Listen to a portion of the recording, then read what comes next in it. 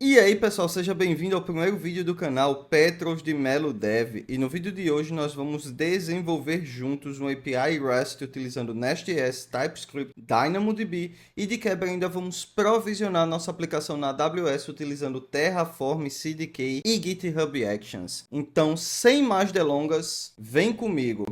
Antes da gente iniciar a nossa aplicação e o nosso projeto, eu queria fazer um overview aqui sobre a arquitetura, tá? Então, nós vamos ter aqui um Elastic Beanstalk, que é basicamente um recurso da AWS que é muito parecido com o Heroku. A gente vai ter o DynamoDB, inicialmente local e depois na AWS. Eles vão se comunicar utilizando AWS SDK. Toda a infraestrutura vai ser provisionada automaticamente por Terraform.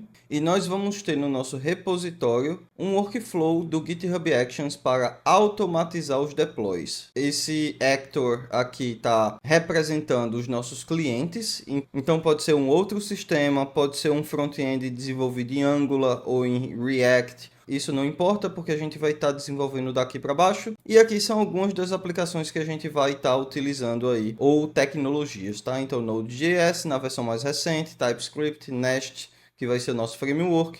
Vamos documentar as nossas rotas com o Swagger e vamos utilizar a autenticação JWT para uma ou duas das nossas rotas, beleza? Então, se você já está super interessado para aprender tudo isso aqui, não esquece de se inscrever, deixar o seu like e deixar o seu comentário. E no final do vídeo, se você tiver alguma dúvida, comenta aí embaixo que eu vou ter o maior prazer em responder. Como eu te falei, nós vamos fazer isso do zero, então vamos instalar todas as ferramentas necessárias e criar o nosso repositório aqui em conjunto. O nome do repositório aqui vai ser 001 API REST com Nest.js do zero AWS com Terraform, porque é o tema do vídeo, e 001 porque é o primeiro vídeo do canal. Vamos deixar público e vamos criar esse repositório. Já vou puxar o meu terminal para cá. Vamos tirar essa arquitetura aqui por enquanto. Se a gente precisar voltar, a gente volta. E eu vou criar uma pasta aqui com o mesmo nome do repositório. Então, mkdir. Vamos dar um cd aqui. Já estou nela. E aí eu vou rodar esses comandos aqui. Então ele vai iniciar aí um readme para mim. Vai iniciar o repositório. E vai fazer o primeiro commit. Ele já fez tudo isso aqui. E vamos aí abrir no VS Code, que é o editor que eu vou estar utilizando aqui ao longo do vídeo. Então a primeira ferramenta que nós vamos instalar aqui é o Node Version Manager. Então você pode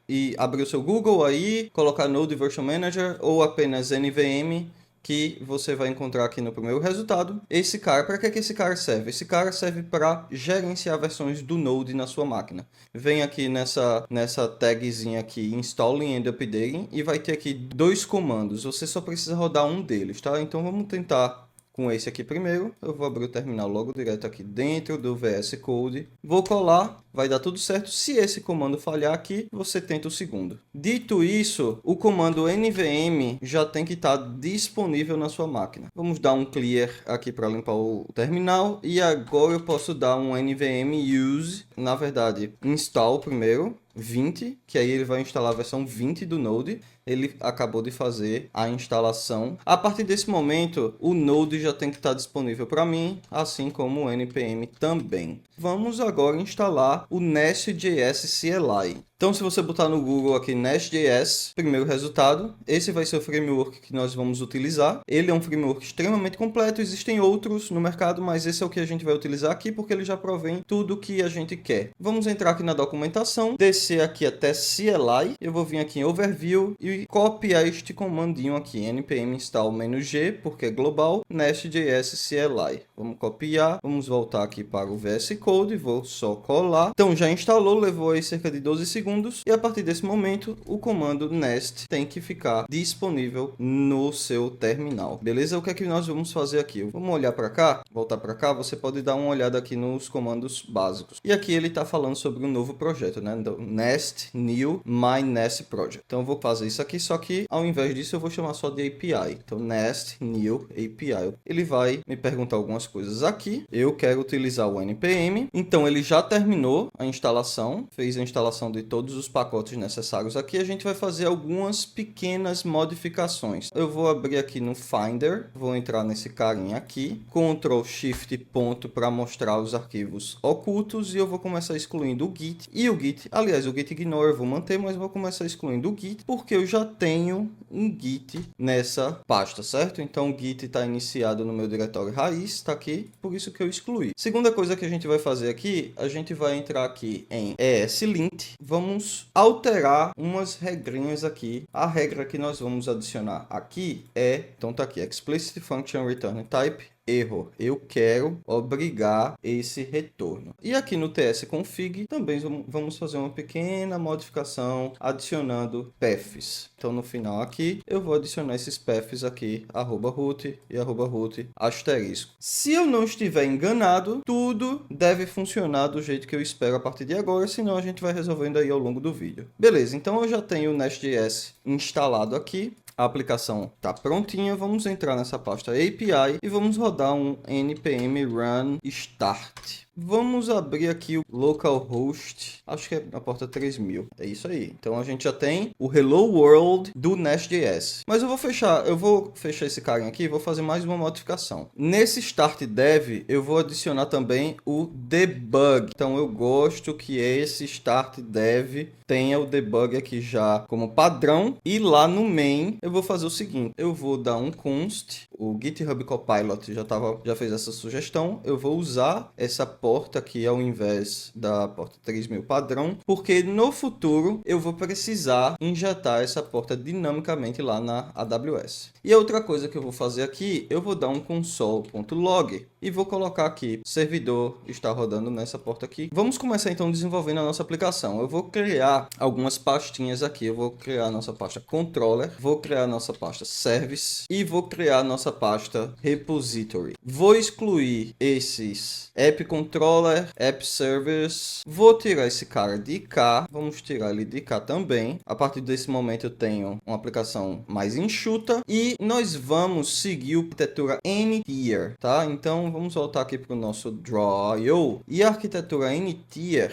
é basicamente isso aqui. Eu vou ter controller chamando os nossos services, chamando os nossos repositórios. A única questão que a gente vai começar a entender aqui é que acoplamento com HTTP morre no controller. Do controller por serviço, do serviço por repositório, a gente vai tentar construir isso aqui agnóstico. Os nossos serviços vão cuidar da nossa regra de negócio. O nosso repository vai fazer interface com o nosso banco de dados. Não precisa desses caras tão grandes, né? Então vamos dar uma diminuída aqui. E aqui a gente vai adicionar também um outro carinha que é o nosso domain ou entity, como você queira chamar, tá? Então a gente vai ter basicamente essa arquitetura que a gente vai utilizar aqui, tá? Então o nosso banco de dados vem aqui, o repositório se comunica com o banco de dados, o serviço recebe o repositório, essas duas camadas vão manusear objetos de domínio e o nosso controller vai ser uma espécie de adaptador de entrada para o nosso serviço, perfeito? Então a gente já criou aqui controller, serviço, repositório. Eu vou criar também uma outra pastinha aqui chamada domain. Antes de a gente construir, vamos entender o que é que vai ser essa aplicação. Essa aplicação vai ser uma aplicação muito simples. A gente vai criar um usuário, então vai ser um post users. A gente vai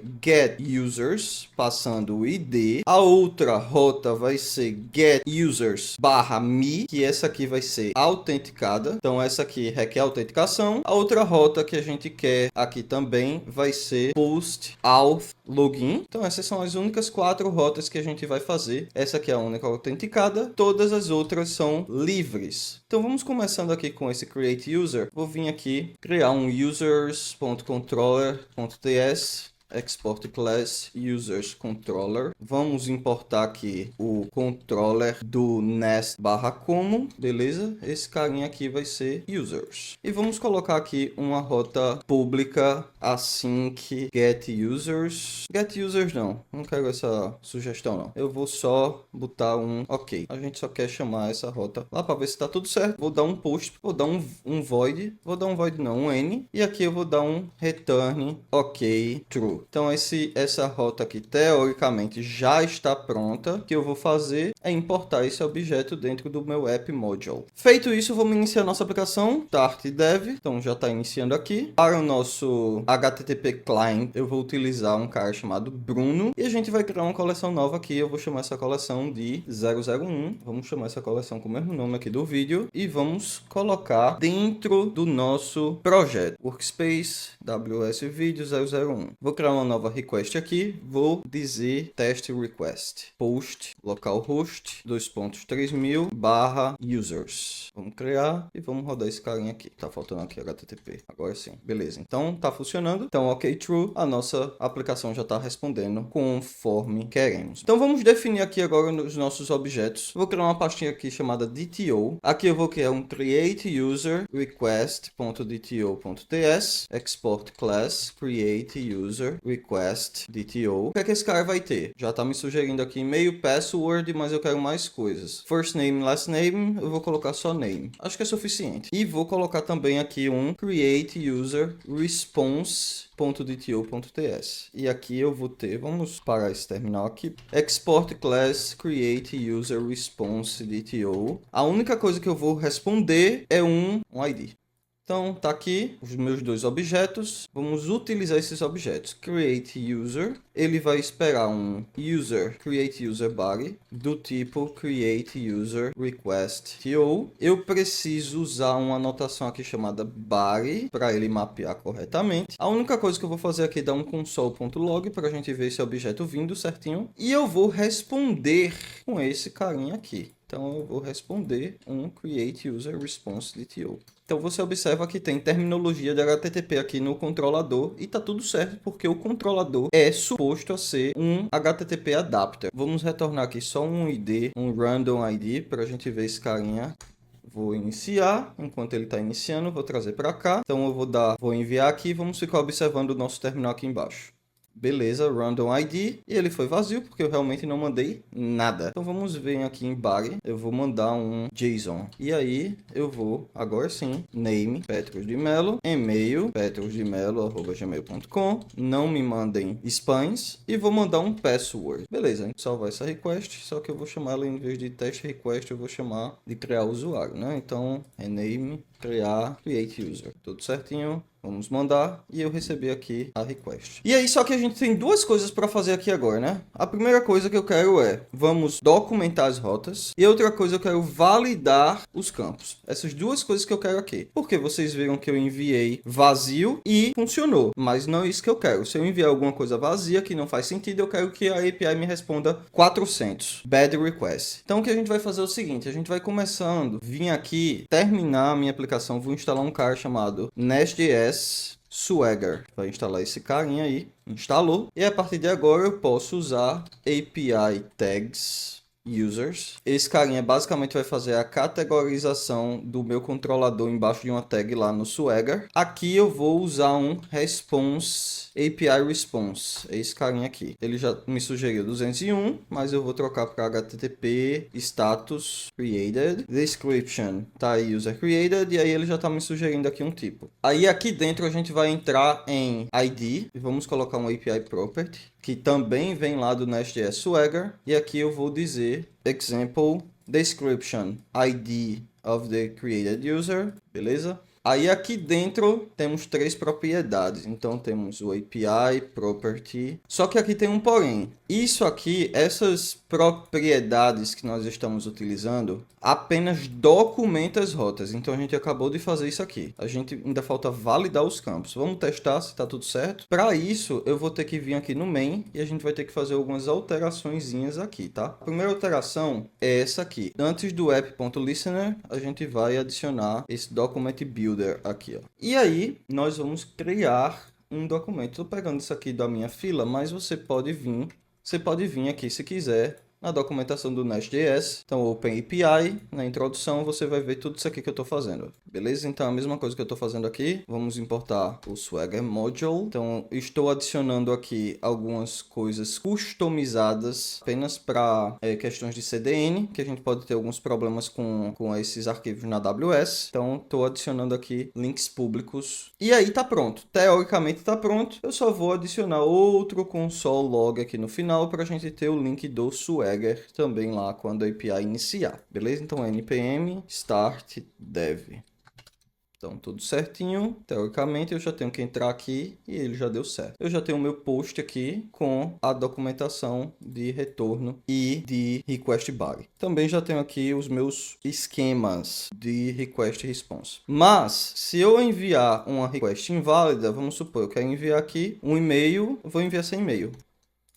Ele ainda está me retornando um random ID. Eu quero que ele me retorne um 400. E a partir de agora a gente vai fazer aqui o validar os campos. Então vamos para esse carinha aqui. Para validar os campos, a gente vai ter que instalar um cara chamado Class Validator e Class Transformer. E a partir de agora a gente pode vir aqui e dizer, esse name, ele is not empty. O e-mail também não pode ser vazio e o password também não pode ser vazio. Só isso aqui é suficiente? Não. Para a gente fazer isso aqui funcionar, nós temos que vir aqui no main e aqui depois de definir a aplicação eu vou adicionar isso aqui, ó, app.useGlobalPipes new validation pipe transform true. O que é que esse carinha vai fazer? Ele vai pegar o objeto JSON e vai instanciar como esse tipo aqui. Então esse tipo aqui ele não está apenas definindo o formato, ele vai ser uma instância dessa classe. A outra coisa é o whitelist true. O que é que esse whitelist true está fazendo aqui? Caso eu não adicione o whitelist true, se tiver propriedades extras aqui, como por exemplo last name, esse last name vai entrar lá para o objeto também. Mas se eu colocar esse whitelist true, ele vai limpar todas as propriedades extras que o cliente mande por algum erro. Então ele só vai considerar efetivamente as propriedades que estiverem anotadas com alguma validação. O e-mail aqui eu também quero um is e-mail. E a partir de agora, npm run start dev, a minha aplicação precisa já estar devolvendo um erro caso eu mande alguma coisa. Vou mandar do jeito que está aqui, ó, e-mail vazio.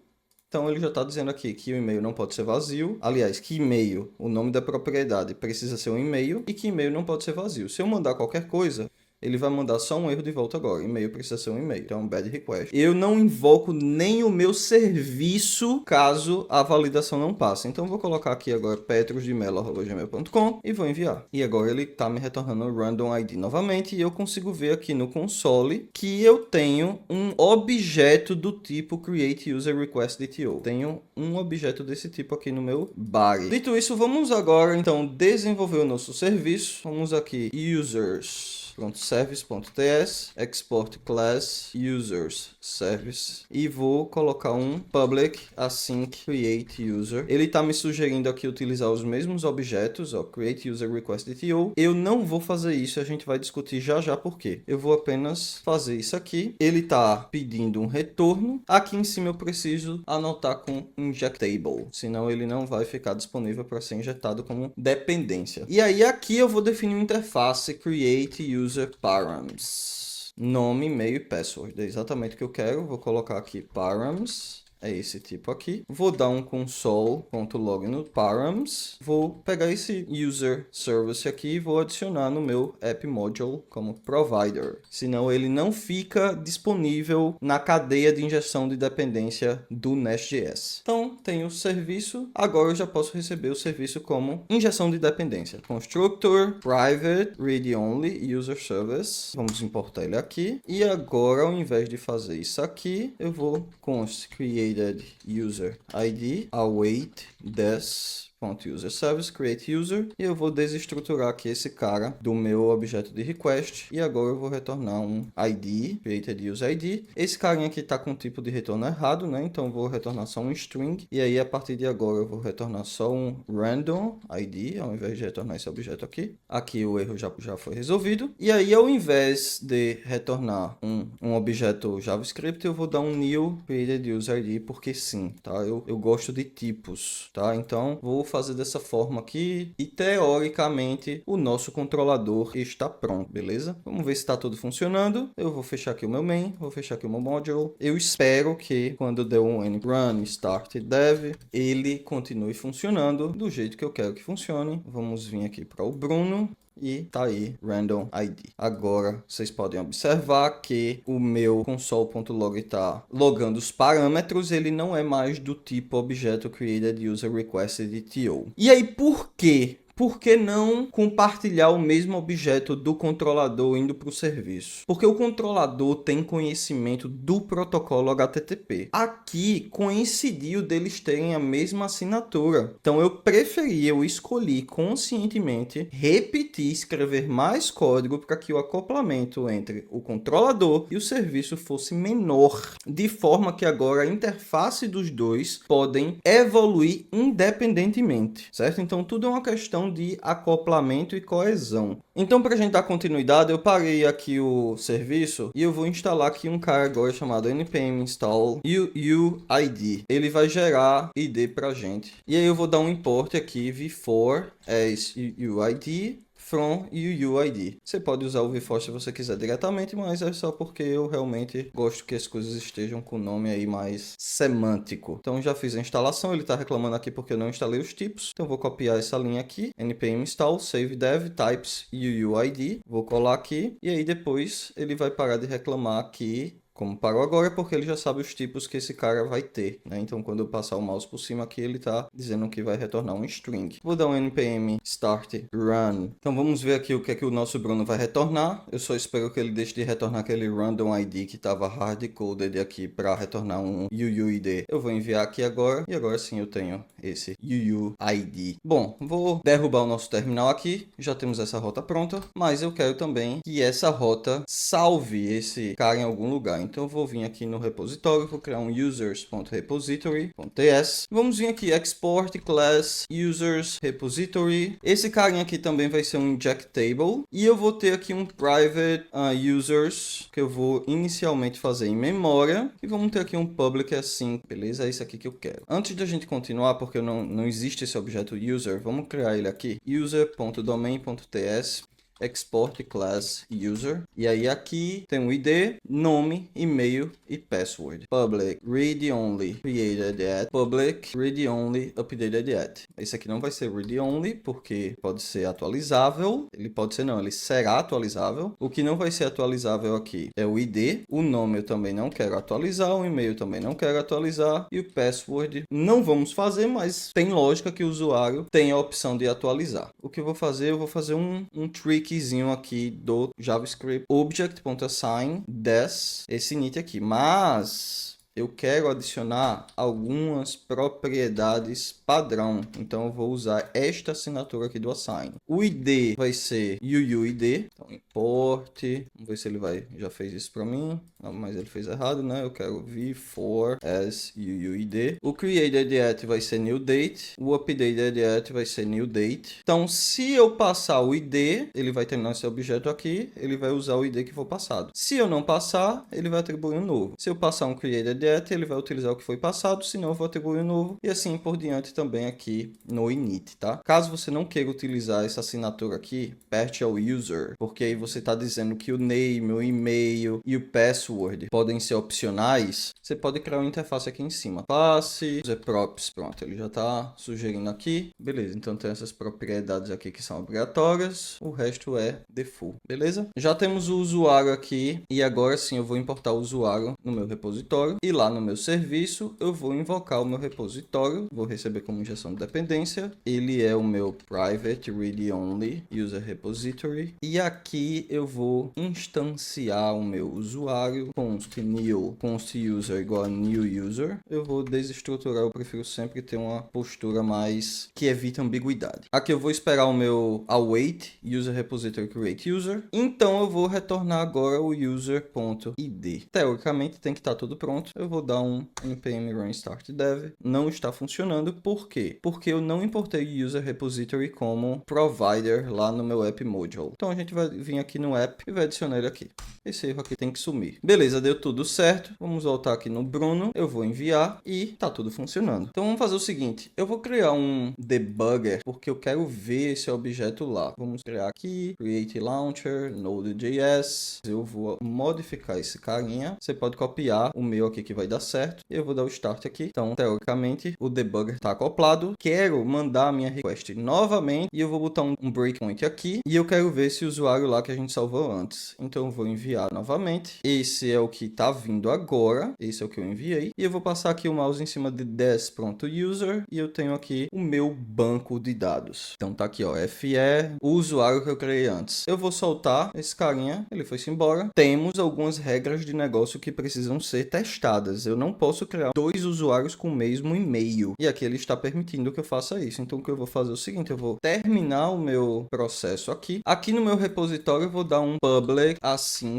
get user by email. Ele já está me sugerindo aqui alguma coisa. Então, eu vou retornar um user ou um undefined. Então, ele já está fazendo essa verificação aqui. Vou utilizar esse método aqui agora. Verificar se esse e-mail está disponível. Então, const user exists. Muito obrigado, GitHub Copilot. Carregou aqui para mim, user repository, pronto, get user by ID. Estou passando aqui params, pronto, e-mail. Massa, user exists. O que eu vou fazer aqui? If user exists, throw new error. Então vamos rodar a nossa aplicação de novo, lembrando que toda vez que a gente derruba a aplicação e sobe, o nosso banco de dados em memória é recarregado. Então eu não tenho mais aqueles 2 usuários lá que eu criei, eu preciso fazer a criação novamente. Eu vou simplesmente enviar aqui. Ele me retornou um objeto, 8E, vou enviar de novo e agora sim ele deu 500 porque eu não mapeei esse erro para uma resposta. Mas vamos fazer o seguinte, em vez de erro aqui, vamos utilizar o bad request exception do Nest.js. E agora sim, lembrando que o meu servidor reiniciou novamente, então vou enviar. A primeira vez ele criou o usuário, vou enviar a segunda vez e agora ele está me retornando um bad request dizendo user already exists. Ou seja, esse e-mail não pode ser utilizado. Na verdade, eu vou até modificar aqui para e-mail already in use, que fica mais semântico. A outra coisa que eu quero fazer aqui, eu vou fazer já de imediato, é o seguinte, eu não posso salvar esse password do jeito que ele está aqui. É contra as boas práticas. Então o que é que a gente vai fazer aqui? Vamos derrubar esse cara e a gente vai instalar um carinha aqui chamado bcrypt. Então esse bcrypt ele trabalha com uma criptografia que não é possível reverter, por isso que é seguro salvar um password que foi encriptado ou hasheado no banco de dados, porque não é reversível. Não é possível pegar um hash do banco de dados e verificar o password que gerou aquele hash. Então daqui eu vou fazer o seguinte, import from bcrypt. E aí ele está reclamando aqui que eu não tenho os tipos, em copiar esse npm save dev, hash. Esse hash ele me retorna uma promise e a gente vai usar ele aqui para hashear o password. Então vai ser await hash password. E esse valor aqui é o salt. Eu não vou entrar em detalhes aqui do que é esse salt, mas deixa ele como 10. E ao invés de usar o password as is, do jeito que veio, a gente vai colocar esse password hash aqui. Vamos apenas rodar aqui npm run e ver se está tudo funcionando. Eu vou criar aqui novamente, beleza? Vou mandar de novo e agora o e-mail já está em uso. Eu vou colocar lá novamente no meu repositório. Vou colocar aqui, que eu sei que ele vai rodar primeiro. E aí no des.user vamos ver o que é que ele tem lá no lugar do password. Tá aqui, ó. Ele tem esse hash aqui. Esse hash não é reversível. Não é possível pegar esse valor aqui e reverter e descobrir qual é a senha do usuário. Acho que tá bem legal até agora. Vamos voltar para cá. Eu já tenho o post users, vamos ver o get users by ID, vamos fazer rapidinho isso aqui, public get user by ID, que eu quero ID, eu não vou retornar um usuário, não é uma boa prática ter uma entidade, um objeto de domínio chegando até o controlador, então aqui eu vou colocar ID, ou melhor, user ID, vai ser do tipo string, eu vou mapear esse cara desse jeito aqui que ele está sugerindo, então é uma rota get, user ID, e aqui eu tenho que dizer que este objeto aqui, este parâmetro, precisa ser mapeado do user ID. Vamos colocar aqui void. Vamos dar só um console.log aqui no user ID. Vamos dar agora npm run start, só para a gente ver se está tudo funcionando. Voltamos aqui para o nosso Bruno, vou criar uma nova rota aqui, get user by id, http://localhost 3000 users, e vamos colocar aqui 10, create, vou enviar, ele me retornou 200 e deu um console 10 aqui, me retornou 200 vazio porque realmente não tem nada, então não estou retornando nada, é realmente o que eu estava esperando. Vamos criar um ambiente, eu vou chamar de local, esse ambiente, aqui adicionar variável, nome, host, local, http,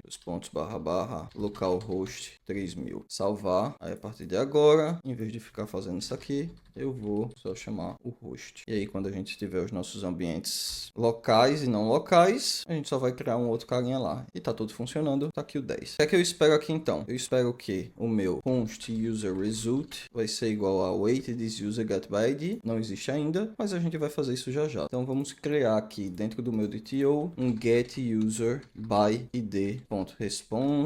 response.dto.ts export class get user by id response. O que é que esse cara vai ter? Ele vai ter um id, um name, um e-mail. Beleza, created at, updated at. Só que esse cara aqui vai ser um string, porque eu estou mapeando um objeto de resposta do HTML, não é um objeto interno da aplicação, não tem por que ser date. Vamos utilizar os nossos API properties aqui. Bom, então rapidamente eu já fiz aqui o mapeamento da resposta. Eu também verifiquei aqui que eu não estou seguindo o padrão de nomenclatura nos arquivos de DTO. Então, rapidamente vou renomear todos eles para os padrões aqui que o Nest.js adotou. Então, acabei de renomear aqui, create user request DTO, create user response DTO, get user by id response DTO. O método ainda está reclamando aqui porque a gente não criou. O que a gente vai fazer aqui antes de criar é um return new get user by id response DTO, na verdade. Vou mapear esse cara para cá como retorno. Vou adicionar um API response aqui para a gente ter Swagger. Então, ok, user found. Vou colocar esse objeto aqui para ele mapear certinho. Como eu falei antes, isso vira documentação lá do Swagger. E aqui nesse objeto vamos criar um construtor aqui. Construtor recebendo parâmetros aqui. Então, vamos resolver isso aqui rapidamente. Vamos entrar aqui no serviço. No serviço, o que é que a gente vai fazer? Eu vou criar um método public, né? Então, recebe um string, retorna o usuário. Esse método também não existe no repositório. Se o usuário não existe, ele dá um bad request, senão ele responde o ID. Eu, pessoalmente, não gosto de responder um objeto de entidade, um objeto de domínio ao controlador e deixar sob responsabilidade do controlador manusear esse objeto. Eu acho que o domínio precisa morrer no serviço, o serviço responde um subconjunto do domínio. Então, o que a gente vai fazer aqui? A gente vai criar uma interface, tá? User é suficiente. E vou colocar aqui, ele já me sugeriu, ID, name, e-mail, created at, updated at, beleza. Aí, em vez de user, a gente vai responder esse iUser. Esse carinha aqui, ele tem que ser do tipo user. E aqui eu vou desestruturar o user, do jeito que ele sugeriu. Vou desestruturar. E agora vamos resolver isso aqui. Então, vou abrir o meu repositório, vou dar aqui um. E aí, só uma curiosidade aqui. Por que que eu estou usando já promise e async se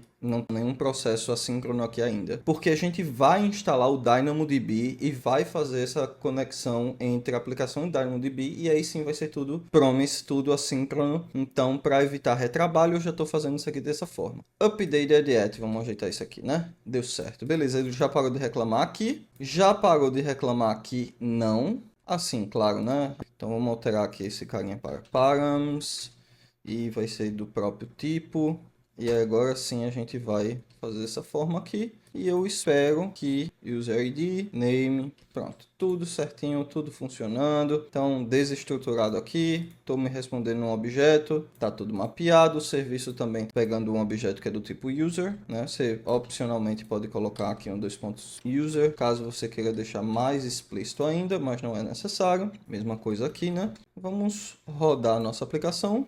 npm run start dev, ver se está tudo funcionando, lembrando que ainda estamos utilizando o banco em memória. Então vamos abrir aqui o Bruno e aí eu vou criar um usuário, ele me retornou esse ID aqui, eu vou mandar aqui o get user by ID, eu espero um not found, então tá aqui, user not found, beleza? Mas se eu mandar aqui, não deixei ainda, vamos ver se vai dar certo. Já me retornou aqui o meu usuário, Petros de Melo, tudo certinho, created at, quando foi criado, perfeito. Então já temos a segunda rota funcionando, que é essa aqui. Então essas duas aqui já estão criadas. Eu vou querer agora o auth.login, beleza? Então vamos trabalhar agora com a autenticação. Para fazer a autenticação, o que é que a gente vai fazer? Vamos criar um novo controlador aqui chamado auth.controller.ts export class auth.controller. Esse carinha vai ser um public async login. Eu vou retornar por enquanto um token, tá? Eu vou criar logo um DTO aqui, então vai ser authenticateUser.dto.ts export class authenticateUser quest to. O que é que eu espero? Eu espero um public email e um public password. Eu só vou dar um API property aqui. Então eu vou copiar esse objeto aqui. Vou dizer que o meu body credentials é do tipo authenticateUser.dto. Tá reclamando aqui porque eu não tenho promise. Vamos botar um N aqui por enquanto. Não estou usando essas credenciais para nada, ele está reclamando. Vou dar só um log nelas. E aí aqui eu tenho que usar um controller. Vou também usar o meu API tags. E aqui eu vou importar esse carinha lá no app module controller. Teoricamente eu já tenho uma rota login. Aliás, não tenho porque eu não botei aqui post, né? Então agora sim que eu tenho um post. Auth login, ele já tem que me retornar esse token aqui. Vamos ver aqui. npm run start dev. Vamos ver se está tudo certinho aí. Vou vir aqui no Bruno agora. Eu vou criar um folder Authentication. Vou criar outro folderzinho aqui Users. Vou mover esses dois aqui para cá, tá? E aí, agora sim, novo request aqui para Authenticate ou Login, né? Login. Ele vai ser do tipo post. E aí vai ser aqui host. Eu vou chamar o meu host. Auth.login. Eu acho que eu estou exigindo, né? Isso eu já estou exigindo aqui. Estou mesmo. Então, um objeto, se eu passar um body vazio, ele tem que dar 400, que a gente já configurou isso no Nest. Beleza, então vou dar aqui um raw JSON. E aí eu vou mandar as minhas credenciais, e-mail, petrosdemelo, @gmail.com e password. E vamos ver se isso aqui já vai funcionar. Então enviei, ele me retornou esse token aqui, tá? Então fiz o console.log das credenciais, só para a gente ver que está tudo funcionando. E agora sim, com as credenciais na mão, vamos criar o nosso serviço. Eu vou vir aqui no serviço. Aí vou criar o serviço aqui, auth.service.ts, export class. Vamos parar aqui o servidor. Auth service. Ele é um injectable. Beleza? É um injectable. Vou criar uma interface aqui chamado credentials. E aí ele vai ser e-mail password, e aí sim eu vou colocar aqui credentials. E aí o que é que eu vou fazer? Eu vou mover aquele token para cá, só para a gente manter tudo funcionando. Return, beleza, eu vou dizer que ele vai retornar um string, vou dar um console.log mais uma vez nas nossas credenciais, e aí eu vou pegar esse auth service, vou receber ele aqui como injeção de dependência, e aí sim, lint configura, ajeitando tudo, vou tirar esse carinha aqui e vou dar um return des.authservice.credentials. Como vocês sabem, eu prefiro deixar tudo mais explícito. E aí, o que é que a gente vai fazer? Esse cara tá me retornando um token, um string, não é isso que eu quero, tá? Eu vou armazenar isso aqui nessa variável aqui, variável token. Vou dar um await aqui, porque isso aqui é uma promise. E aí eu vou mapear esse controlador para authenticate response.dto.ts. E esse carinha aqui é a minha request, né? Então vamos feito isso, o que eu vou fazer? Eu vou copiar essa classe aqui, vou colocar para cá. Então, em vez de request é response access token. Então, JWT token. Vamos fazer o seguinte, return new, importar esse carinha aqui. Beleza, ele está reclamando porque não tem aquele construtor, então vamos botar esse construtor aqui, acho que é suficiente. Ao invés disso eu passo só o token aqui.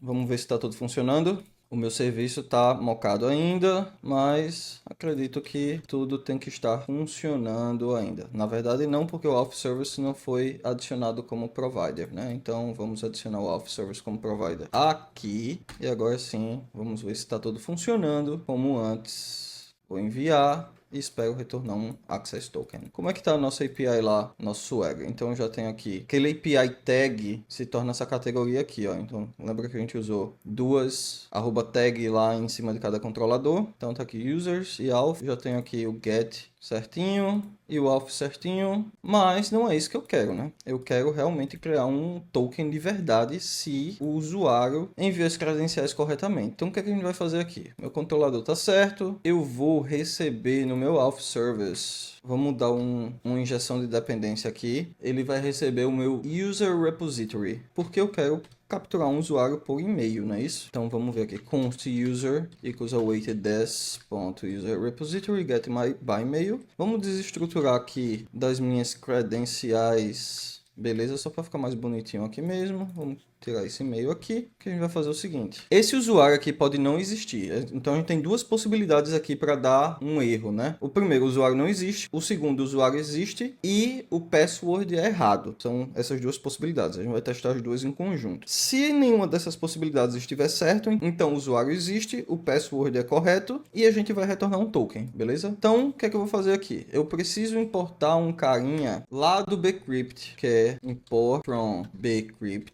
É o compare, beleza? Então o que é que a gente vai fazer aqui? Eu tenho um usuário e agora eu vou dar um const password match vai ser igual a await compare password e aí user password, só que esse usuário pode ser vazio, esse usuário pode ser nulo, né? Ele pode ser undefined. Então eu vou fazer o seguinte, vou só passar um optional chain aqui e um vazio, porque aí eu posso agora fazer um if dessa forma aqui, economizando linhas, né? Preciso fazer dois ifs para o mesmo erro, se o usuário não existe ou o password não match, né? Só que esse erro aqui a gente vai utilizar um erro específico do Nest.js, que é o unauthorized exception, beleza? Ainda não estou gerando o token dinamicamente, eu só quero ver se essa lógica inicial aqui vai funcionar. Então vamos startar a minha aplicação, voltar aqui para o Bruno, e o que é que acontece? Eu vou enviar isso aqui, eu não tenho esse usuário criado ainda, lembra? Porque nós estamos utilizando o banco em memória. Então eu já espero que ele dê um retorno de credenciais inválidas. Então tá aqui, invalid credentials, porque eu não criei esse usuário. Então vamos criar o usuário agora, tá aqui minha rota create user, eu vou enviar. Agora eu tenho esse usuário, então eu vou até copiar o ID aqui e vamos chamar ele aqui para ver se ele vem direitinho. Agora sim. E agora que o usuário existe, eu vou tentar me autenticar com ele. Eu espero receber o token mocado que eu coloquei lá. Então agora sim tá aqui, ó, access token mocado do jeito que eu coloquei lá. Eu quero agora criar um token de verdade. Então vamos fazer o seguinte. Para fazer isso eu preciso instalar um cara chamado Nest.js JWT. É esse cara que eu preciso aqui. E aí, enquanto ele está instalando aí, a gente vai vir aqui no app module e a gente vai fazer um import aqui do JWT module resistor global, é a única coisa que eu vou passar, global true. Dentro do meu serviço aqui agora, eu vou ter a injeção de uma outra dependência, então é o private read only JWT service. É isso aí, do Nest.js JWT. Aí aqui eu vou ter que const token vai ser igual a this ponto, é um await, né?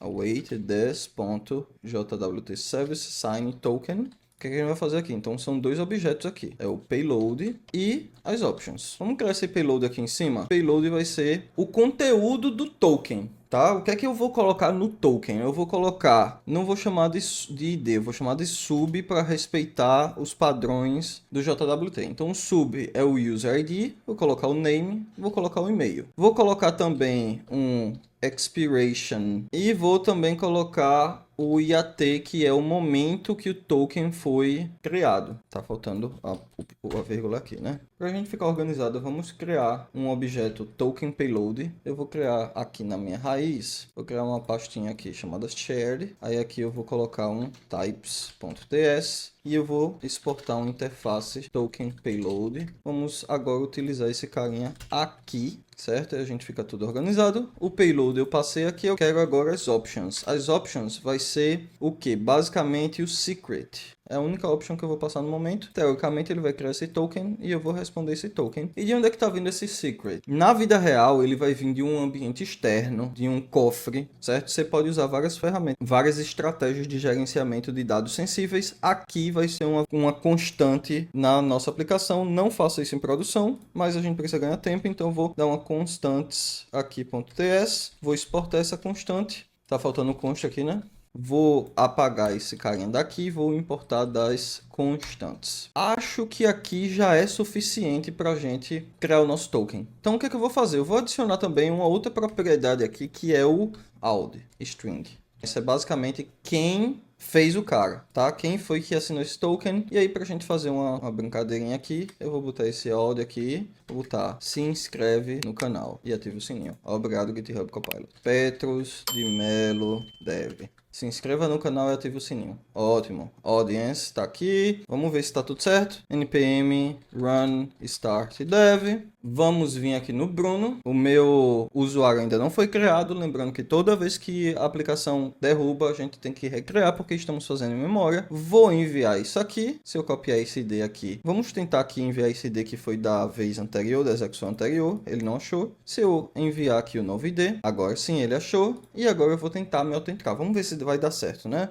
Então, deu certo, ele já criou um token aqui. Eu vou copiar esse token e a gente vai entrar num carinha aqui chamado jwt.io para a gente ver se esse token, quais informações que esse token tem lá. Então, tá aqui falando qual é o algoritmo, o tipo, e aí ele tá falando o sub, o ID do usuário, o nome, tá falando aqui também quando expira. Então, expira daqui a 1 hora. Foi gerado nesse momento, 12h25, e tá aqui a audiência. Petros de Melo deve se inscrever no canal e ative o sininho. Já temos aqui a nossa rota de login também, e a gente só precisa agora fazer a última rota da aplicação, que vai ser a rota que vai exigir a autenticação e a rota que vai devolver o usuário autenticado. Users.controller, vou criar mais um método aqui, vou dizer user id, na verdade não é isso, eu vou querer a minha request, então eu vou colocar a minha request, é isso aqui, ele é fastify request. Já já a gente ajeita isso aqui. Da minha request, eu espero que ela tenha um user id, porque esse método só vai funcionar, ele só vai ser executado quando o usuário estiver autenticado. Ele tem que ter, ele vai respeitar um contrato que eu vou definir. Vamos definir logo esse contrato. Então, aqui em types, eu vou dar um export interface authenticated request. O que é que esse cara vai ter? Ele vai ter um user.id do tipo string, que é um tipo, porque ele vai ser isso aqui, e fastify request. Vamos importar o Fastify Request. Não tenho ainda porque eu não instalei. Então, npm install Nest.js Platform Fastify. Beleza, agora que ele instalou, eu preciso fazer uma modificação aqui no app. Então, aqui vou passar new Fastify Adapter, npm install Fastify Static. Beleza, eu também tenho que instalar aqui o Fastify. Agora sim eu tenho o Fastify Request aqui disponível, tá? Então, vai ser a minha Authenticated Request. Ele vai ser basicamente Fastify Request com a adição do User ID. E agora sim eu tenho essa interface ou esse tipo disponível para ser utilizado lá no meu controlador. Eu vou usar ele aqui, eu vou renomear esse cara para getMe e vou usar esse tipo aqui. Vou botar um getMe. Eu vou copiar esse API response e vou dar um promise com esse retorno aqui para ele parar de reclamar. Se eu startar a aplicação do jeito que está agora, não vai funcionar, porque eu não criei ainda os middlewares de autenticação. Se antes de a gente criar aqui o middleware de autenticação, eu vou criar aqui dentro do shared public.decorator.ts e a gente vai definir esse decorator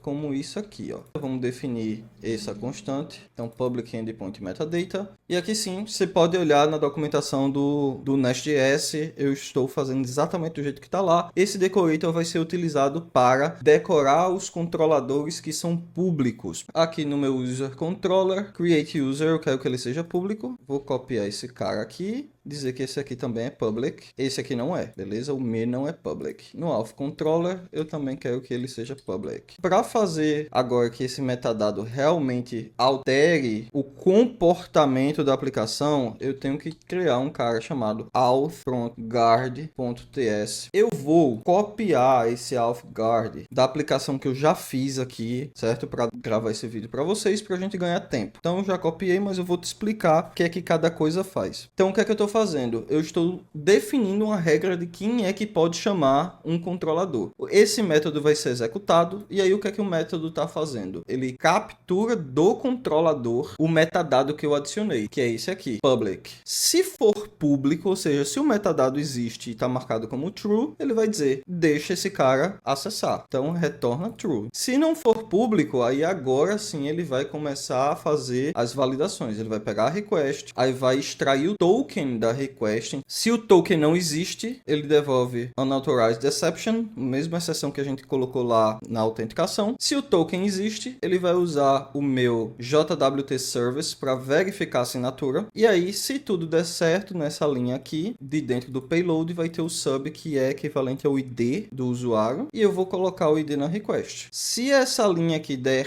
errado, vai cair no catch. Mas isso aqui não é suficiente. Eu preciso chegar lá no meu app module. Eu preciso adicionar esse cara como um provider app guard. E aí, use class AuthGuard. Teoricamente é isso. Teoricamente essa rota já está funcionando e já está exigindo autenticação. npm run start dev, beleza, deu certo. Vamos vir aqui agora na nossa aplicação, Bruno, vamos criar o nosso usuário, criar o usuário certo, ou seja, tá público. Vamos capturar esse ID aqui para a gente ver se isso aqui continua público, também continua público. O login eu quero que também seja público, ou seja, ele tem que ter um token aqui. Eu quero passar minhas credenciais, ele vai me devolver um token, ele devolveu um token, então também tá público. E agora vamos criar aqui uma nova request, get authenticated user. A URL vai ser host/users/me create. E aí eu vou enviar essa request primeiro sem autenticação. E aí tá aqui unauthorized. Então o Nest.js está dizendo, ó, você não tem autorização para fazer isso. Beleza, então vamos vir aqui em auth agora. Eu quero passar um bearer token. E aí eu vou colocar o token que eu copiei da outra request aqui do login. Então eu copiei esse token aqui, vou passar aqui. Vamos ver se ele vai me responder agora com o meu usuário, que é isso que ele tem que fazer. Então ele já respondeu. Então você tá até agora assistindo e você gostou de ver isso aqui, deixa o seu comentário porque a gente vai passar agora para a próxima fase. Nós vamos instalar o DynamoDB localmente, criar todo o nosso repositório sem ser em memória, agora se conectando com o Dynamo real e seguir com o projeto. Nós vamos começar a utilizar o DynamoDB para fazer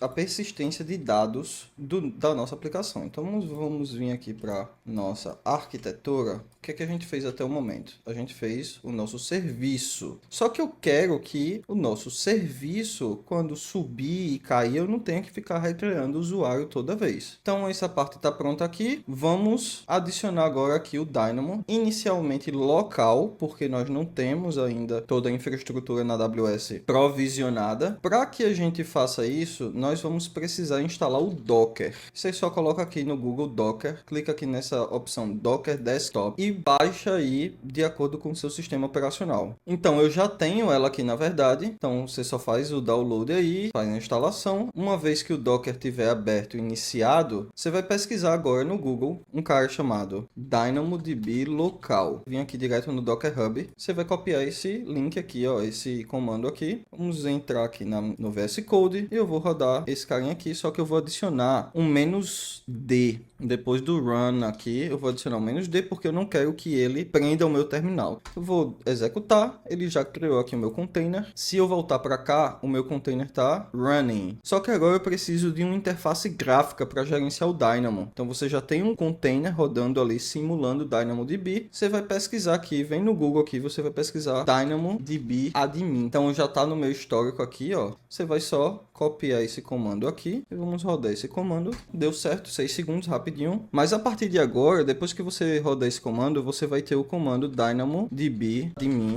disponível na sua máquina local, apontando para o DynamoDB local. Você não precisa fazer nenhuma configuração, ele já vai pegar by default as configurações, ó. Tá aqui, ó. Então, Database Endpoint tá apontando aqui para o Dynamo 8000 e tá dizendo que o Dynamo admin tá ouvindo nessa porta aqui. Então, se a gente chegar lá naquela porta, localhost 2.8001, eu já tenho que ver a interface aqui do Dynamo admin para eu conseguir, sem precisar ficar usando linha de comando, criar tabelas e tudo mais. Você precisa ter AWS credenciais configuradas para que o DynamoDB funcione, mesmo que você não esteja utilizando o Dynamo real lá na AWS. Você precisa para a AWS CLI funcionar corretamente ali por baixo dos panos. A gente vai fazer o download da AWS CLI. Você só coloca aí no Google, vai ser o primeiro resultado ou o segundo resultado aí, depende muito de onde você estiver pesquisando. Você vai vir aqui, vai baixar a versão mais recente para o seu sistema sistema operacional, então só segue aqui as instruções dessa página que vai dar tudo certo. Depois que você seguir as instruções, você vai ter disponível aqui a AWS como uma CLI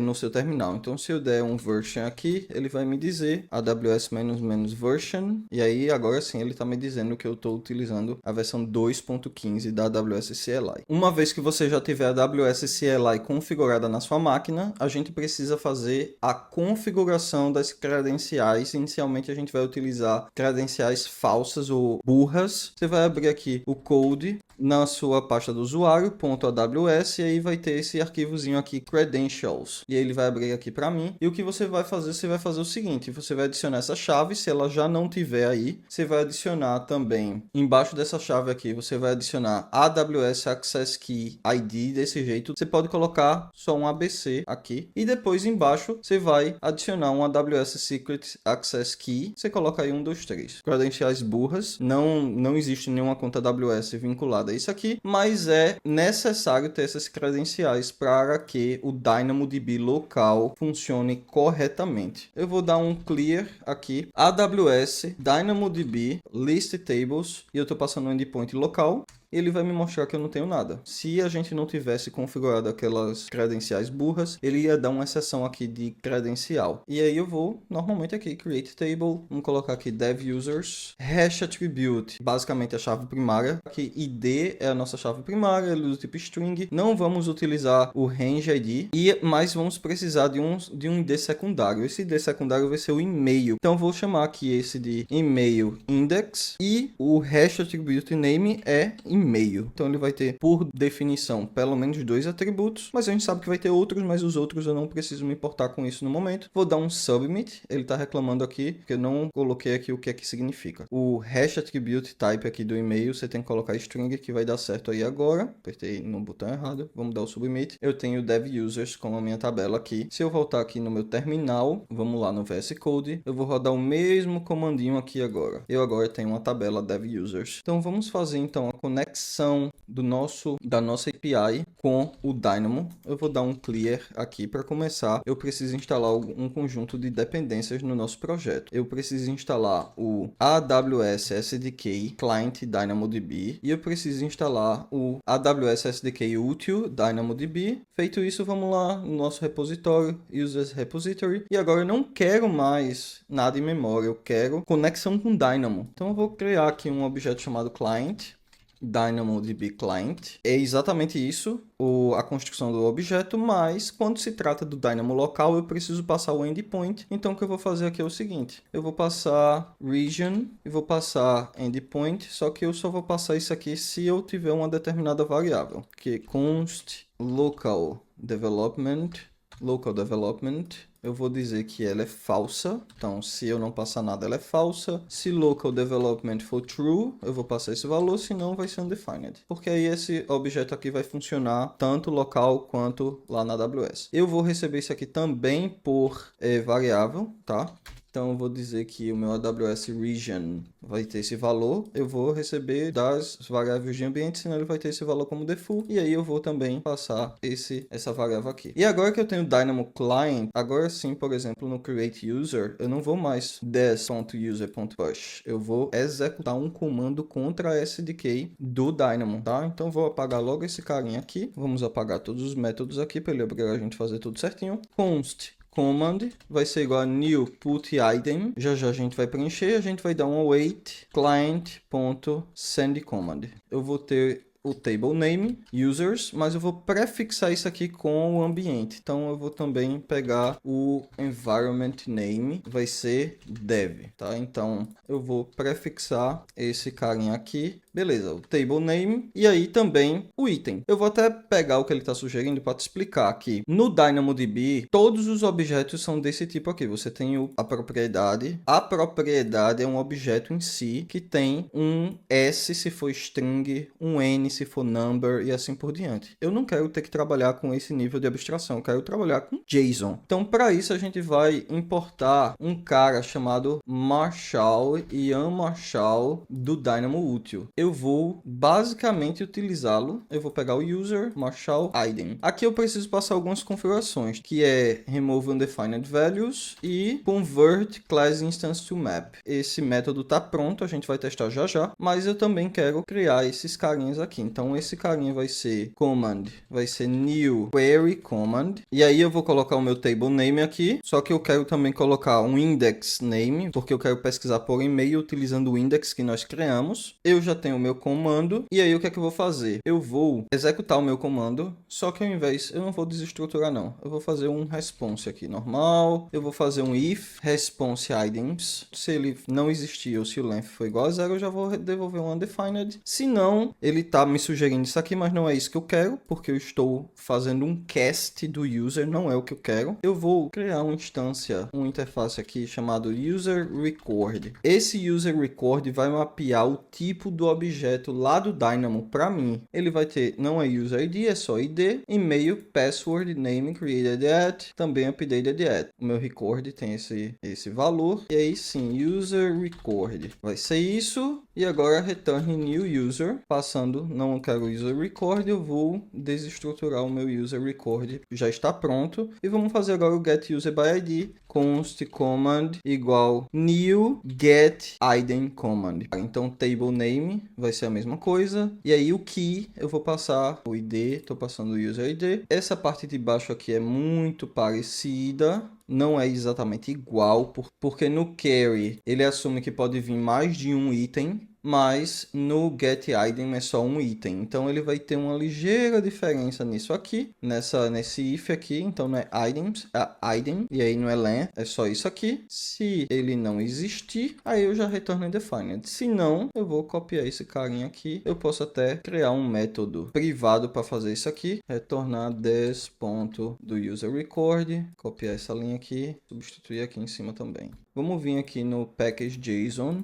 E aí aqui eu vou dar um unset, só para evitar qualquer problema. Vamos voltar para o Bruno aqui. Criou o meu usuário, tá? Então eu tenho esse ID aqui que foi criado. Vamos vir aqui no Brave. Eu tenho aqui o meu localhost 8081 funcionando. Eu vou clicar aqui no Dev Users e eu já tenho o meu usuário persistido. Tá aqui petrosdemelo@gmail. Created at aparentemente está com problema, né? Então vamos corrigir isso. A primeira coisa que eu vou fazer é excluir esse cara. Vou excluir esse cara. Vou chegar lá no repositório e aqui no Create User, ao invés de passar o meu objeto user, eu vou desestruturar. Não tenho necessidade de passar isso aqui. Eu vou adicionar essa opção aqui como um parâmetro, que é o conditional expression, attribute not exist. E agora sim, eu acho que se eu enviar minha request, então eu enviei, ele criou esse usuário, esse ID. Vamos lá no Brave, eu vou só dar um search aqui e agora sim eu tenho created at como string aqui, updated at como string aqui. A informação tá persistida no banco. Vamos tentar agora capturar um usuário por ID. Vamos ver se está tudo certo. Eu vou passar o ID que eu acabei de criar. Esse ID já está vindo do banco de dados. Então eu vou fazer o seguinte. Eu vou até derrubar e levantar a aplicação novamente, porque eu quero garantir que ele está vindo do banco de dados e não de um banco em memória que a gente se livrou. Vou executar. Espero que esteja funcionando, mas se tiver algum bug a gente corrige. Então enviei. Ele está trazendo aí os dados. Vamos fazer o seguinte. Vamos enviar um ID aqui que não existe. Eu vou pegar um UUID aqui que a gente não criou, só para a gente enviar user not found, porque não existe esse usuário lá. Vamos criar mais um usuário. Estou o tempo todo criando meu nome aqui. Eu vou dizer John Doe. E aí eu vou dizer que é John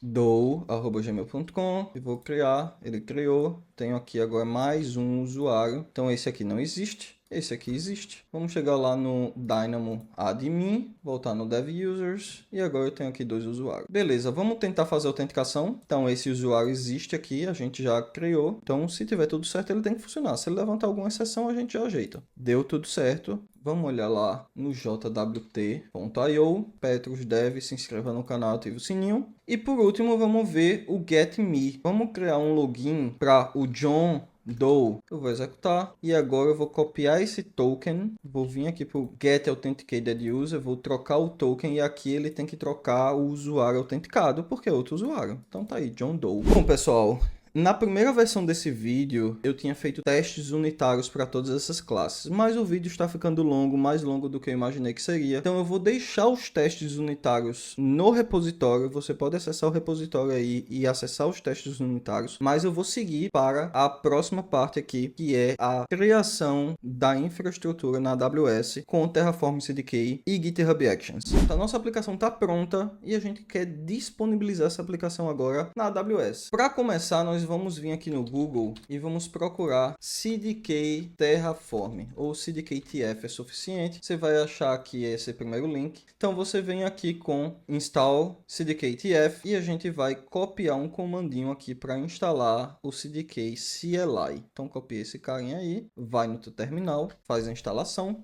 Aqui na raiz do projeto eu vou criar infra. Então vamos sair aqui, clear, vamos sair para nossa raiz, vamos entrar em infra e aí eu vou rodar CDK-TF e init template TypeScript. E ele vai me fazer algumas perguntas aqui. Então, project name infra, então 001 API REST, colocar isso aqui, traço infra, description, deixar vazio mesmo, Terraform Cloud não vamos usar, não quero utilizar um projeto que já existe, não quero enviar crash, vou utilizar AWS de provider, e aí terminou, e aí eu vou instalar essa dependência aqui, ó, npm install cdktf provider AWS. AWS aqui, que é o tema do vídeo. O meu projeto, ele veio dessa forma aqui, mas a gente vai dar uma reorganizada. Eu vou excluir esses testes aqui, excluir esse help, JSConfig também eu vou excluir, esse setup de JSON eu vou excluir. Eu vou vir aqui no package e vou fazer uma cópia dos plugins de S-Link. Então, vamos pesquisar aqui S-Link. Então, tem todos esses aqui, ó. Copiar esses carinhas aqui. Então, tá aí Dev Dependence. Também o Prettier. Vou copiar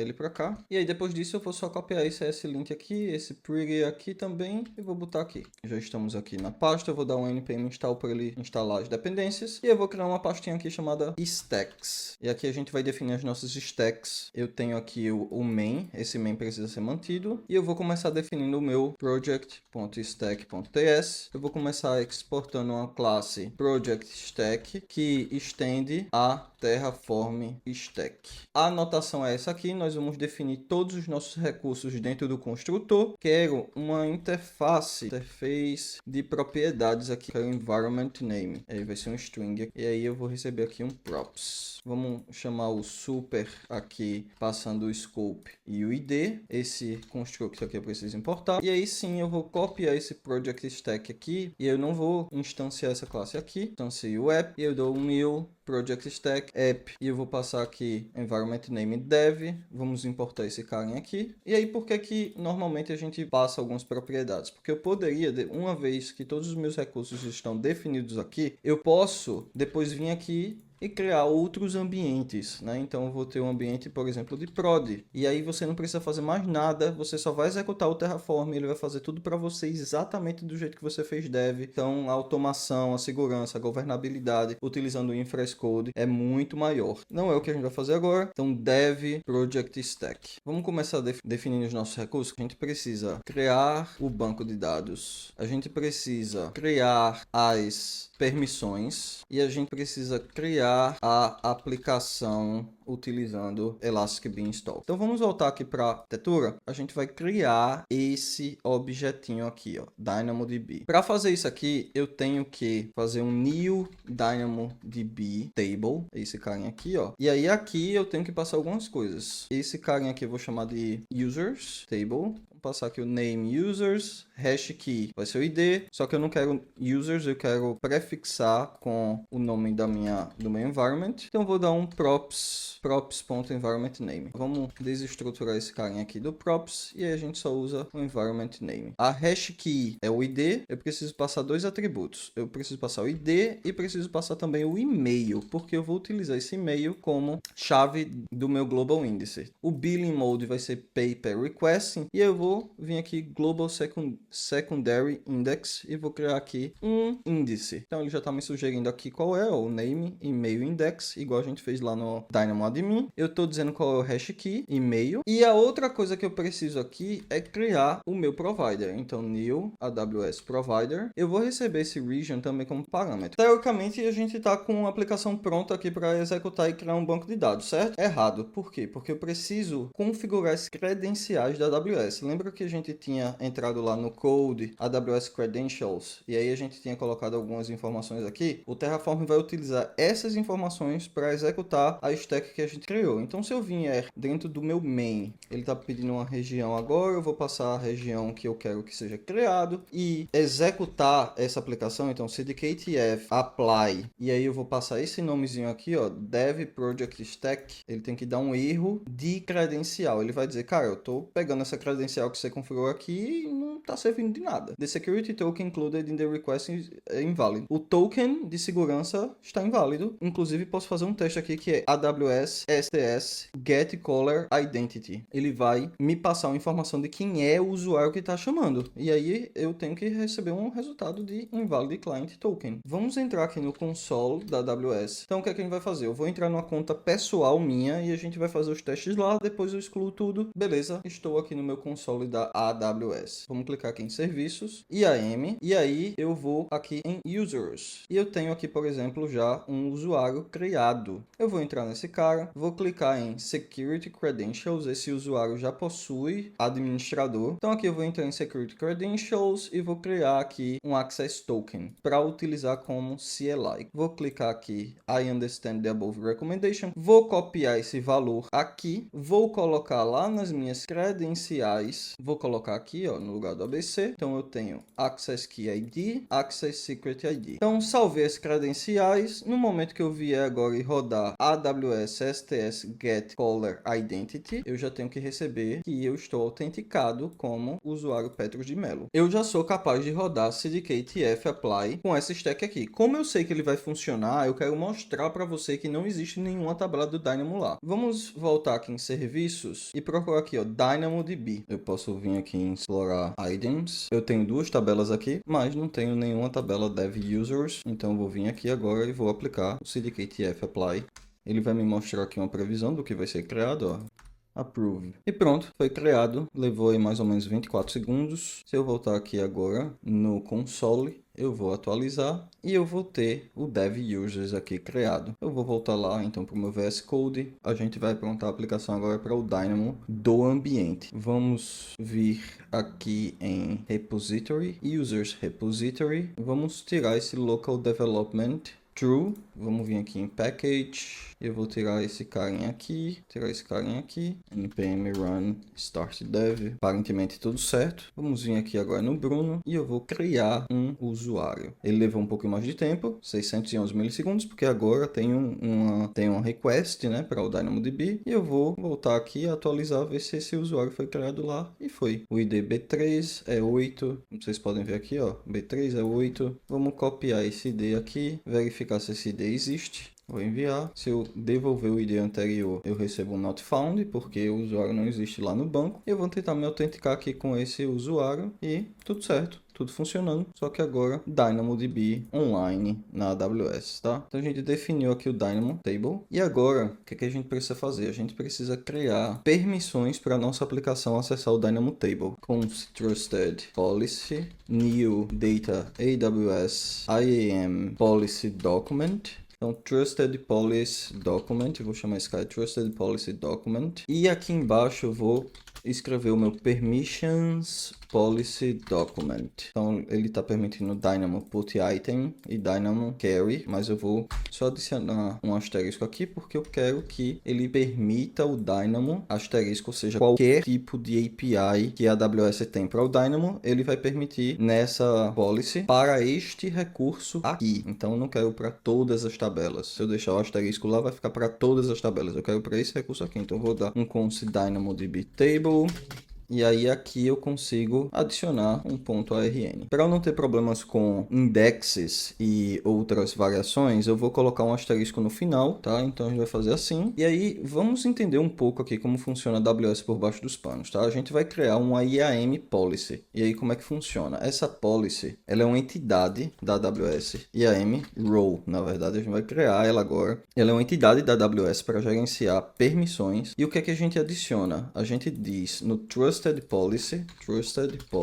a pergunta aqui é: quem pode assumir? Então, o que a gente está falando aqui em cima no Trusted Policy é exatamente isso. Quem pode assumir essa role? O Permissions Policy, o que essa role pode fazer? Eu estou definindo isso aqui. Eu estou dizendo que o SE2 pode assumir essa role que a gente vai criar. E quando ele assumir essa role pode executar qualquer operação do DynamoDB dentro dessa tabela aqui. Então, o que eu vou fazer aqui agora é criar a minha policy. Const IAM policy é igual a new IAM policy, tá? Vamos importar esse cara, this IAM policy. Isso efetivamente é um recurso da AWS. Então, se a gente entrar lá no console e vir aqui em IAM, eu vou ter entidades. Uma delas é usuários, como a gente já viu. A gente vai ter as roles e a gente vai ter as policies, tá? Então, eu vou criar uma policy e atribuir essa policy a uma role. IAM policy, eu vou chamar ela de application policy, mas eu vou prefixar com environment. E aí, se a gente tiver várias aplicações, a gente pode nomear essa policy de acordo com a aplicação. E aí aqui eu estou dizendo o que é que essa policy faz. E agora vamos criar a nossa IAM role. New IAM role, eu vou importar this IAM role. A gente vai dizer que o assume role policy é aquele documento lá em cima. Eu vou criar um name aqui também, prefixando environment name application role. Nós vamos utilizar um construtor IAM role policy attachment. Eu vou apontar qual é a policy, que é essa aqui, e qual é a role que eu estou atribuindo. Então, basicamente, nós estamos criando uma entidade, criando uma outra entidade e fazendo o attachment de uma entidade na outra. Vou rodar aqui cdk-tf apply dev project stack. Não estou na pasta certa, então vou abrir aqui outro terminal do lado. E agora sim, cdk apply.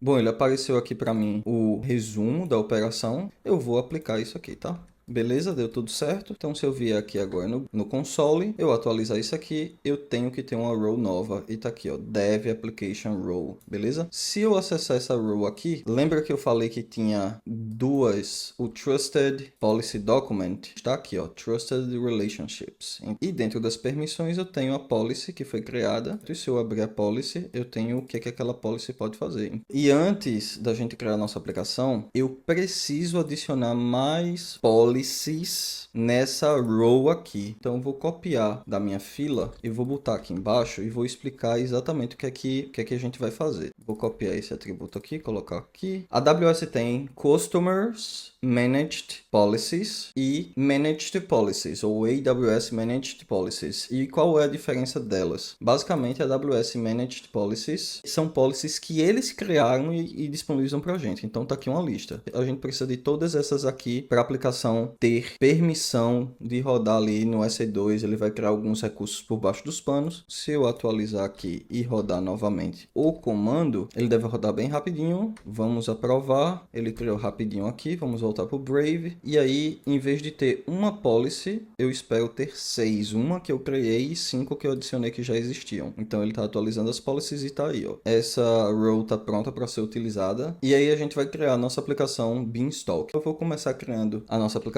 Const application equals new elastic beanstalk application. É esse construtor aqui mesmo. A gente vai colocar um description. Então o name aqui é que eu vou prefixar com environment. Eu vou adicionar aqui um app version lifecycle. A gente vai colocar aqui service row é aquela IAM row, ARN. E vamos colocar aqui delete source from S3 true. Isso aqui é suficiente. E aí aqui embaixo a gente tem que criar um instance profile. A gente vai colocar aqui o name. O name precisa ser exatamente esse aqui. aqui, do jeito que tá aqui, senão não funciona. E a row é aquela que a gente criou. E aí agora a gente vai criar o nosso environment. Então const environment, vamos importar esse cara. A gente vai colocar o tier, é o web server. O name eu vou colocar esse aqui que ele tá sugerindo mesmo. Solution stack name. Não vou utilizar esse aqui, eu preciso utilizar um específico, tá? E eu vou copiar da minha fila aqui e colar aqui, porque senão não dá certo. Então tem que ser esse 64 bits, Amazon Linux 2023. Isso pode mudar, inclusive, se você estiver utilizando esse aqui, replicando o vídeo e não estiver dando certo, estiver recebendo um not found, alguma coisa assim, vai lá na documentação, porque isso aqui pode mudar também de tempos em tempos. E aí eu vou colocar conjunto de settings. O primeiro setting que eu vou colocar aqui vai ser namespace AWS Outscaling Launch Configuration. Desse jeito aqui eu vou colocar name, o IAM exatamente instance profile, do jeito que está aqui, o value a gente vai passar aquele instance profile name que foi colocado. Além disso,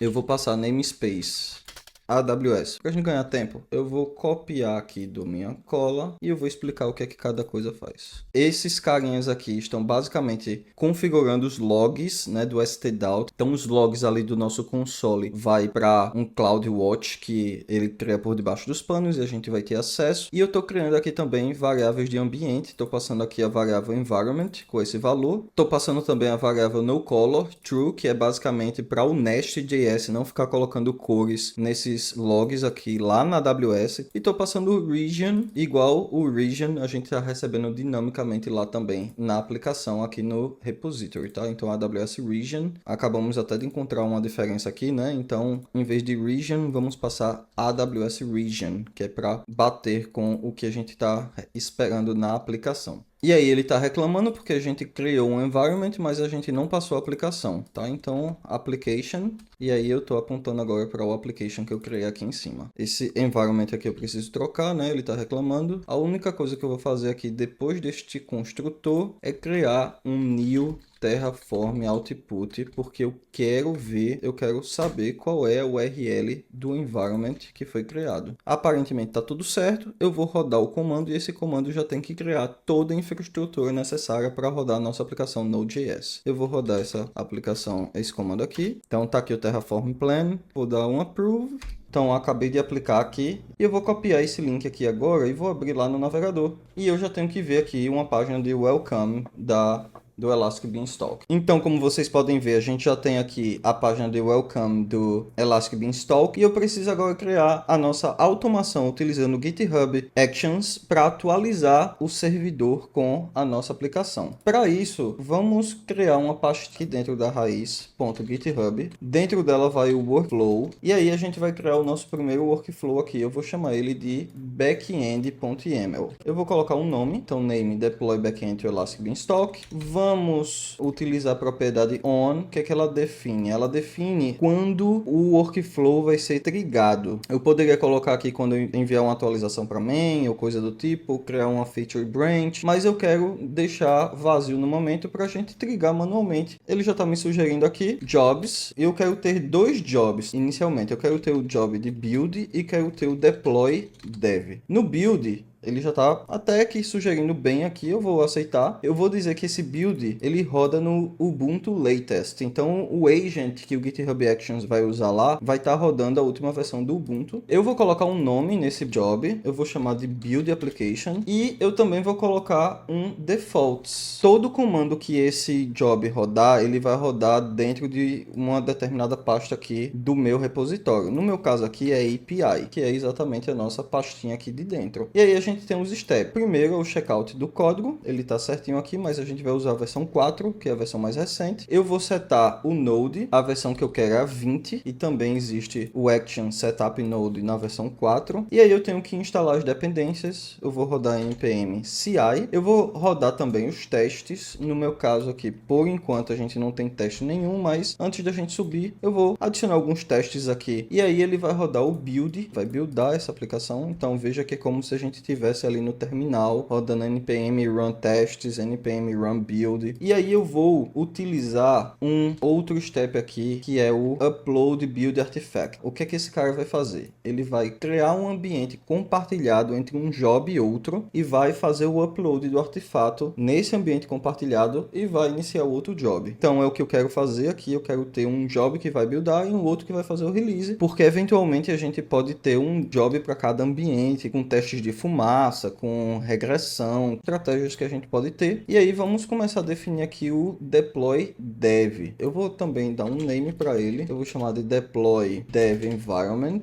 Eu vou dizer que ele também roda no Ubuntu Latest. Eu vou dizer que ele depende do build e vou definir os steps aqui. Então, quais vão ser os steps? Ele não vai fazer checkout, ele vai fazer o download direto. Não precisa de checkout. O name do artefato é artefato e o path vai ser artefato também. Na versão 4 tá certinho. E aí, só para explicar aqui, no build tá criando esse artefato, mas ele vai copiar tudo que tiver dentro da API respeitando essas regras aqui. Então, tudo que tiver dentro da API, asterisco, exceto source, test e o node modules. Ou seja, ele vai pegar basicamente o dist e os arquivos aqui do package, né? Esses arquivos aqui da raiz. Fez o download aqui do artefato. Vamos passar agora para o próximo step, que é zipar o artefato. Zip artifact for deployment. Ele vai rodar um cd artefato, porque eu estou baixando o meu artefato nesse path aqui. Ele vai entrar nessa pasta e aí ele vai rodar o comando zip-r, que é recursivamente, service.zip em tudo que tiver dentro do artefato. Também existe uma action de alto nível para a gente utilizar aqui, que é deploy to Elastic Beanstalk. Precisa de um access key e de um secret. Application dev API tem que ser exatamente do jeito que está lá. Então vamos atualizar isso aqui para respeitar o que a gente fez aqui na stack. Esse carinha aqui é o nome da aplicação e do environment. E a version label vai ser esse aqui com o deployment package zip. O workflow precisa ser no plural aqui, tá? Em vez de workflow é workflows. Então vamos fazer um fix aqui, está sincronizando, vamos voltar para lá e vamos atualizar aqui, entrar no Actions e eu tenho aqui o Deploy Backend to Elastic Beanstalk. Só que tem um porém, eu preciso setar as permissões. Se eu rodar aqui, ele vai executar tudo certinho, eu acho, né? E quando ele tentar deployar a aplicação lá no Elastic Beanstalk, né, ele vai tomar um Not Authorized. Nós vamos voltar aqui na nossa aplicação e a gente vai criar um usuário para o GitHub. A primeira coisa que eu vou fazer é criar um usuário. Const GitHub Actions User é igual a new IAM user. E aqui a única coisa que a gente precisa é do nome. Ele vai criar um usuário GitHub Actions User que a gente vai utilizar. Esse GitHub Actions User eu vou atribuir uma policy diretamente a ele. Vou dar permissão total, porque eu não quero passar muito tempo aqui discutindo níveis de permissão. Em produção não faça isso. Então tenho já o documento e a gente tem que criar agora uma policy, tá? Então const IAM policy GitHub Actions vai ser igual a new IAM policy. E aí eu vou criar essa policy com o nome GitHub Actions Policy, prefixado com o environment name e passando essa policy JSON aqui. Aqui embaixo eu vou criar um IAM User Policy Attachment. Bom, então já aplicou aqui, ele tem que ter criado o nosso IAM User Policy, a nossa policy e o nosso usuário. Vamos voltar para cá, eu já tinha vindo aqui offline e já tinha atualizado, então por isso que está aqui, ó, dev GitHub Actions, tá? Então esse usuário acabou de ser criado aqui com o dev GitHub Actions Policy. A gente vai vir aqui em Security Credentials e vai criar um access key aqui. Já está aqui, vamos no GitHub, Settings, Secrets and Variables, Actions.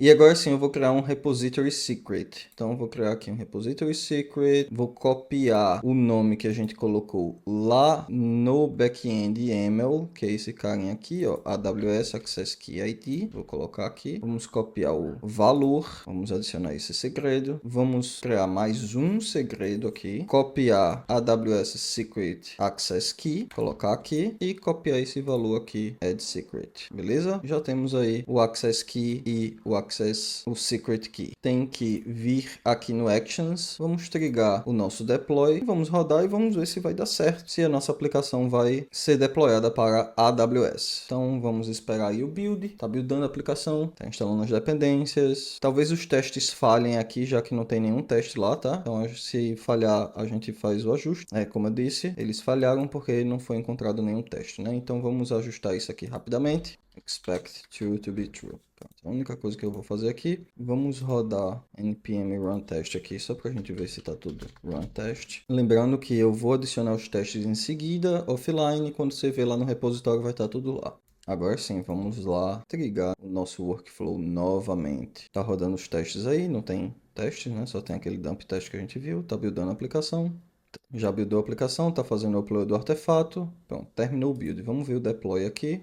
Ele fez o download do artefato e está fazendo o deploy lá. Enquanto ele está fazendo o deploy aqui, vamos rapidamente aqui no nosso Bruno, vamos criar um novo environment, vou chamar de AWS Dev. No host, vamos adicionar host aqui, apontando para a nossa variável que a gente sempre pega aqui no output do infra, que é esse aqui, ó. Então esse é o host que a gente espera que a nossa aplicação responda, tá? Então já atualizei. Bom, ele falhou aqui no deploy, né? Vamos descobrir o que é que aconteceu. Tá faltando uma coisa muito importante aqui. A gente precisa criar um arquivo procfile. Eu vou rodar npm ci/production. Eu não estou mandando lá no GitHub Actions as dependências. Eu quero que ele instale novamente, porque são as dependências de produção. E aí ele executa o start prod. Então vamos fazer rapidamente isso aqui. Fix create procfile. Vamos sincronizar e trigar novamente a nossa pipeline lá. Beleza, ele já buildou a aplicação, tá fazendo aqui o download do artefato, já fez o download do artefato e tá fazendo o deploy lá para o Elastic Beanstalk. Eu espero que vá funcionar agora, já que a gente adicionou o arquivo lá que estava faltando. Bom, a aplicação deployou, então vamos fazer o teste lá agora no Bruno. Eu já estou na AWS Environment aqui, então ele já está apontando para a AWS. Eu vou enviar aqui uma request, tá aí, e-mail já em uso. Vamos fazer o seguinte, vamos criar um novo usuário aqui, fulano de tal. Vamos ver se esse usuário vai ser criado lá